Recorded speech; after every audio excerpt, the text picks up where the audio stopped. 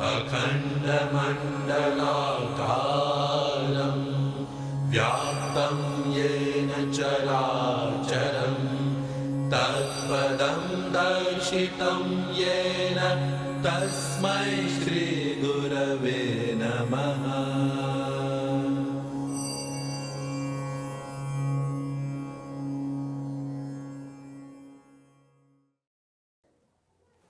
नमस्कार सभी दर्शकों का मेरा नमस्कार। मेरा आज संयोग का समय है कि जिन महानुभाव या महापुरुष जो भी कहिए उनके बारे में कुछ बताने का मुझे समय मिला है,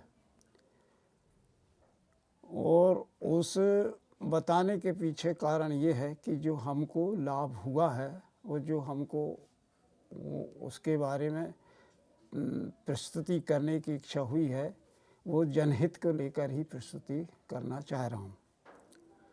उसमें सबसे महत्वपूर्ण है प्रत्येक मनुष्य का आधार आध्यात्म होता है, और हमारा जीवन जन्म से लेके इन महापुरुष से साक्षात्कार तक आध्यात्मिकता से कोई जानकारी ही नहीं थी। आध्यात्मिकता के बारे में जिन महान पुरुष के समक्ष हमको मिलने का संयोग हुआ वो आदरणीय आचार्य चंद्रभूषण ब्रह्मचारी जी हैं, जिनके बारे में थोड़ा संक्षिप्त आपको बताना चाहता हूँ। इनके साथ अब मेरा स्वयं का निवास इंटीरियर है, कोई गांव है राजस्थान डिस्ट्रिक्ट में, बैकवर्ड डिस्ट्रिक्ट में, जहाँ ऐसे महापुरुषों की पहुँच बहुत ही कम रहती आई है। लेकिन मैं विभागीय उसमें एक अधिकारी या कर्मचारी के रूप में कार्यरत था। जहाँ मेरा पोस्टिंग था वहाँ संयोग से महापुरुष से मेरी मुलाकात हुई। ना मैंने उनको ढूंढा, ना कभी ढूंढने का प्रयास किया। पहले ही मुलाकात में, और वो मुलाकात तो एक बहुत विचित्र ढंग की है, वो मैं बताऊंगा तो बहुत बड़ा इतिहास हो जाएगा। संक्षिप्त में मैं कहना ये चाहता हूँ कि उन्होंने हमारा आग्रह, खासतौर मेरा आग्रह स्वीकार करके उन्होंने रेहटी में चतुर्मास बिताने का डिसीजन लिया। अब वहाँ हमने स्थान उनको, जहाँ उन्होंने स्थान बताया था, उन्हें रुकवाया। रुकवाने के बाद में बरसात आ गई। बरसात भर हमारा उनसे कोई संयोग संपर्क नहीं रहा है। और वो हमारे यहाँ एक महेश श्रीवास्तव जी थे रेहटी में, उन्होंने उनके खाने पीने की व्यवस्था बाहर से करती रहे। फिर बरसात बार मैं इनसे मिलने गया, उन्हीं महेश श्रीवास्तव जी के साथ। मैं अपने लगाव से नहीं गया कि साधु संत मिलना चाहिए, मुझे किसी साधु संत से लगाव भी नहीं था। गया, बातचीत हुई। फिर मेरे को प्रेरणा हुई, मैंने उनसे निवेदन किया कि मैं बहुत बेचैन रहता, मेरा जीवन जो काफ़ी बेचैनी में व्यतीत हो रहा है। एक तो विभागीय भ्रष्टाचार, दूसरा मेरा घरेलू सामाजिक जो है ना व्याधि भी थी। पिताजी देहांत हो चुके थे, भाइयों में बंटवारा हो चुका था, ये सब बताया। उसके बाद मेरी इच्छा हुई कि मैं चाहता हूँ कि किसी तरह की मेरे को कोई ऐसी साधना मिले। रामायण गीता हम पढ़ते थे, सब कुछ करते थे जो हमारे परिवार में चलता था। जब उनसे निवेदन किया तो उन्होंने पहले ही मेरे को स्वीकृति दे दी। बोले ठीक है आप कल ही आ जाइए। दूसरे दिन उन्होंने मेरे को बुलाया। अब मैं पूर्वाग्रह से ग्रसित था। मेरे उस दिन जो है पूरी रात के गुरु दीक्षा देंगे, गुरु दक्षिणा में देना पड़ता है, क्या दूं क्या नहीं दूं। मैंने देखा था ये किसी से कुछ लेते नहीं थे। इस युवापोह में मैं उस दिन नहीं गया, बेचैनी में रहा। फिर 2-3 दिन बाद फिर संयोग से उनसे मिलने गया तो उन्होंने जाते से मेरे पूछा आप उस दिन आए क्यों नहीं। मैंने उनको अपना सब बात बता दी, किसी तरह बात थी और मैं पूर्वाग्रह की वजह से ये सब चीज़ें सोचता रहा, नहीं आ पाया। बोले ठीक कोई बात नहीं, आप तब अपना हाथ पैर लेके आ जाइए। पहुंच गया मैं। उन्होंने मेरे को इनिशिएट किया, साधना सिखाई। साधना सीखने के बाद में मैं सिंसियरली साधना करने लगा, करता रहा। मेरे को मतलब इतना उपलब्धि हुई, शांति हुई साधना से, शुरुआत करते से कुछ मतलब एक तरह का मेरा नया जीवन हो गया। बेचैनी इतनी थी कि जैसे कि ऐसा लगता था कि मैं अब ख़त्म होने वाला हूँ। पुनः जन्म की स्थिति हुई इस इनिशिएशन के बाद। उसके बाद फिर वो कहीं बाहर जाने का उनका, वो घूमते रहते थे, रुकते कहीं नहीं थे। स्थायी उनका रुकने का कहीं स्थान ही नहीं बनाया था, कुछ नहीं। यहाँ तो हमने टेम्परेरी झोंपड़ी डाल दी थी, उसमें रहते थे एक झोंपड़ी में। उस झोंपड़ी में 1-2 बार हम जब इनिशिएशन लेने के बाद उस झोंपड़ी में हमको भी रोका उन्होंने 1-2 बार अलाव में। तो फिर वो बाहर निकल गए, चले गए। उसके बाद फिर आने के बाद फिर मेरे को प्रेरणा हुई। मैंने फिर उनसे कहा कि अब तो हम गुरुजी कहने लगे। हमने कहा गुरुजी आप इस तरह से घूमते रहते हैं। हाँ हुआ ये, मेरे को बुलाया जाने से पहले मैं आया। बोले ठाकुर जी, मेरे ठाकुर जी बोलते थे वो, ठाकुर जी हम जा रहे हैं और ये आप चाबी लो इसकी। मैंने कहा ठीक है। अब हम दोनों चले साथ, आगे आगे वो पीछे में। अब उनके पैर कुछ नहीं पहनते थे, चप्पल वगैरह। और अप्रैल का महीना, गर्मी, कितनी गर्मी रहती धूल में, उसमें पीछे पीछे मेरे मन में भाव आया, गुरुजी मैं कुछ प्रार्थना करना चाहता हूँ। रुक गए वो, बोलिए बोलिए। मैंने कहा मेरे को संकोच हो रहा है आपके साथ चलने में। बोले कैसा? मैंने कहा मैं जूते चप्पल पहन के चल रहा हूँ और आप नंगे पैर गर्मी में चल रहा है। तो वो हंसने लगे। तो बोले ठीक है ठाकुर जी आप हमको चप्पल ले आइए, हैं, और वो बाटा की चप्पल ला ना। मैंने कहा ठीक है। तो इस तरह से उन्होंने मतलब अपना सामाजिक जीवन शुरू करने के लिए उन्होंने हमारी एक एक आग्रह को स्वीकार करते रहे, हमारे साथ सामाजिक जीवन में आने के लिए। नहीं तो वो तो विरक्त थे, हैं, चप्पल कुछ नहीं, कपड़े वपड़े कुछ नहीं पहनते थे। फिर वो पहुँचे तो वहाँ से चले गए। उसके बाद 2-3 महीने बाद फिर आए। हाँ बोले हम यहाँ रुकने की जो आप बात कह रहे हैं तो हम अब की बार आएंगे जब हम आपको बताएंगे। फिर वो दोबारा आए। उसके बाद फिर मैंने वही रुकने के स्थान बनाने की बात की तो उन्होंने परमिट कर दिया। जगह बताई उसमें, उन्होंने परमिट कर दिया। तो हमने जैसे तैसे करके वो स्थान उनको बना दिया।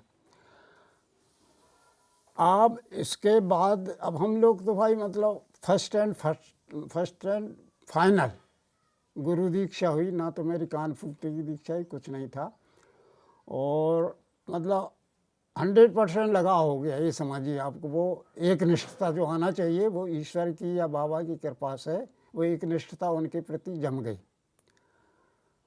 अब ये चलता रहा, वो बाहर जाते रहे आते रहे, हमने स्थान भी बनाए अहमदाबाद इधर उधर। और हमारा कोई इस तरह का सामाजिक जीवन भी नहीं था, विस्तृत संकीर्ण थे बिल्कुल। अब बाहर से लोग आए, गुजरात से भी आए कुछ लोग गुरुजी से मिलने, राजस्थान से भी आए, सब कुछ। ये सब हम देखते रहे कि किस तरह से व्यवहार क्या होता है, हम सब सीखते रहे।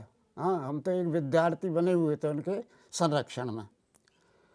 उसके बाद फिर आध्यात्मिक दृष्टिकोण से जो व्यवहारिक जीवन मनुष्य का होना चाहिए आध्यात्म आधारित, उसको हमको सिखाने के लिए उन्होंने जो गुरु परंपरा में जो एक महत्वपूर्ण कड़ी रहती है गुरु पूर्णिमा, वर्ष में एक बार।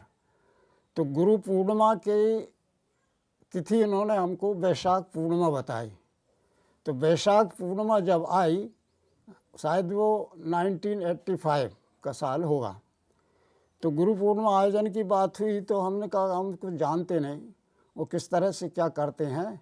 तो बोले ठीक है, गुजरात से चंद्रकांत भाई हैं, उनकी चिट्ठी आ रही है तो वहाँ का हम स्वीकृति कर देते हैं। उनका ठीक है। तो 8-10 लोग जुड़े हुए थे उनसे। हम लोगों को सबको साथ में लेके हम लोग राय का एक स्थान है वहाँ पहुँचे। वहाँ पहली गुरु पूर्णिमा शुरुआत हुई।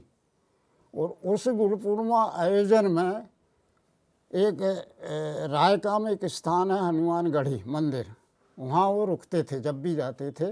वो उस समय गए तो वहीं रुके हम लोगों की व्यवस्था, स्कूल है वहाँ, स्कूल था अभी भी है वहाँ। उसी स्कूल हम लोग रुके और उसी स्कूल बिल्डिंग में गुरु पूर्णिमा का आयोजन भी हुआ। वहाँ उनका बड़ा विचित्र रूप देखा मैंने। मेरे को बुलाया उनने, जैसे ही हम लोग पहुँच गए मेरे को बुलाया, बोले ठाकुर जी ये ठीक है ना? मैंने कहा बहुत। और मतलब आँखों में उनके जैसे अंगारे निकल रहे हो। इस तरह की स्थिति थी। और गाड़ियाँ लगी थी, हुई थी खूब, मिलने को बहुत लोग लाइन में, लेकिन गुरुजी किसी को परमिट नहीं कर रहे थे उस दिन, किसी को नहीं किया। तो फर्स्ट टाइम इतना बढ़िया गुरु पूर्णिमा आयोजन हुआ। चंद्रकांत भाई थे और वहाँ की टीम जो सेवा भाई, हम तो अब शिक्षक मतलब एक विद्यार्थी की तरह देख रहे थे ये सब क्या होता है, सीखना हुआ। इस तरह से फिर क्या है कि संयोग जुड़ गया, जीवन बन गया। अब स्थान रेहटी में उन्होंने स्वीकृति दी, पहला स्थान रेहटी में बन गया। कपड़े वगैरह सब पहनना, रेहटी से व्यवहारिक जीवन, समाज में परिवार में सब हो गया, किसी के घर भी नहीं जाते थे वो। फिर धीरे धीरे बुलाने लगे तो घरों में भी जाना आना होने लगा, मतलब सामाजिक उन्होंने पूरा अपना यहाँ से रेहटी से शुरुआत कर दी। और फिर हम लोगों का परिचय दूसरे स्टेट में हुआ जहाँ उनके अनुयायी थे, जैसे राय का है गुजरात में, भिंडर है, मौलवी है। फिर हम चारों स्टेटों का मिलकर एक समूह बन गया और उस समूह के द्वारा हम सामाजिक सेवा के कार्य उनके निर्देशन में करते हैं। जैसे आई कैंप है, यहाँ रेहटी में भी हुए, गुजरात में भी हुए। और गुरु पूर्णिमा आयोजन का तो हर साल के निर्धारित हुआ है, अल्टरनेट साल में हर स्टेट में गुरु पूर्णिमा होती रही।